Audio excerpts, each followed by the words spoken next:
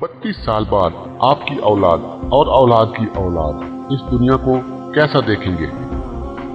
हर इंसान ये जानना चाहेगा कि हमारा मुस्तकबिल कैसा होगा। आज हम यहाँ साइंस की जमा तफरीक के जरिए हासिल होने वाली चंद मालूमात देखते हैं जो बताते हैं कि आज से लगभग 32 साल बाद यानी 2050 में कैसी होगी हमारी दुनिया। तो आइए जानते हैं 2050 के बारे में।